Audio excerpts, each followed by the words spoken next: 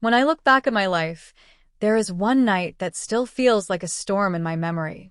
It was the night when two men changed the way I looked at my marriage, my choices, and myself. What they did to me in front of my husband was not something physical, not something scandalous, but something far more powerful, something emotional, something that shook the foundation of my marriage and forced me to see the truth I had been running from. My name is Claire Henderson, and I had been married to David for 10 years. We met in college, young and full of dreams. David was everything I thought I wanted: ambitious, intelligent, and charming in a quiet way. He had this ability to make me feel safe, and in the early years of our marriage, that was all I craved. Safety, stability, a life without storms. But as the years passed, that very stability began to feel like a cage.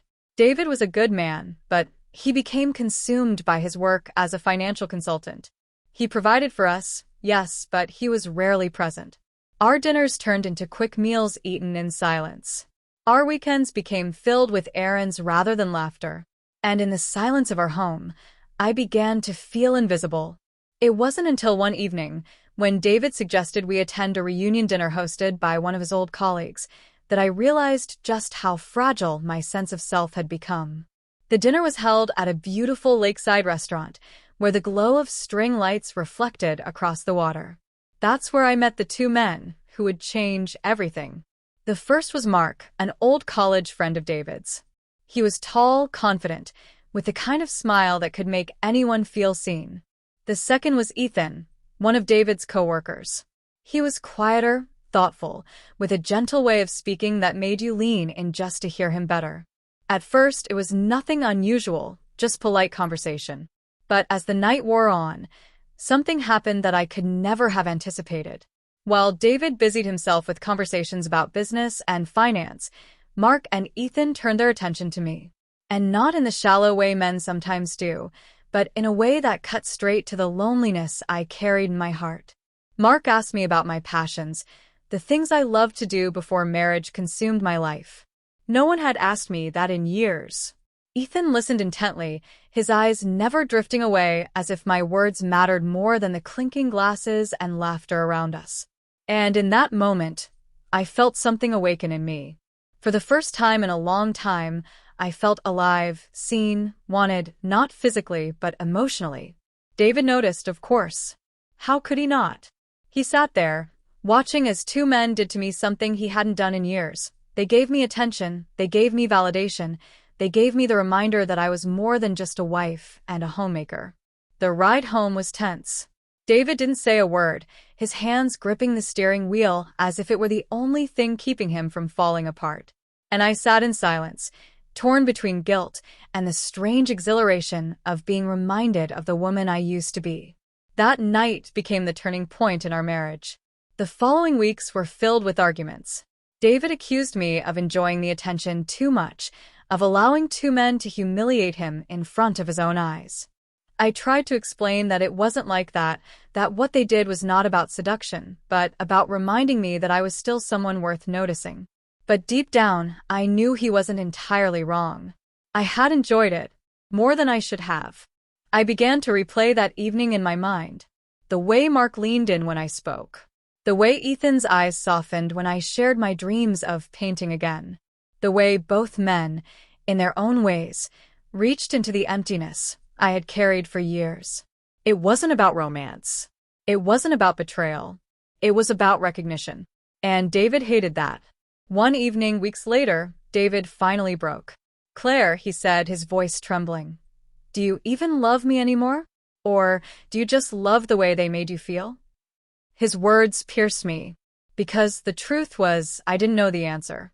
I still loved David, but I couldn't ignore the fact that two men had done something in one evening that my husband hadn't done in years. They made me feel alive. I tried to reassure him. I tried to tell him that I wasn't in love with anyone else, that I didn't want anyone else. But I also couldn't deny the ache inside me, the ache that begged for more than stability. And so, our marriage entered a strange, fragile season.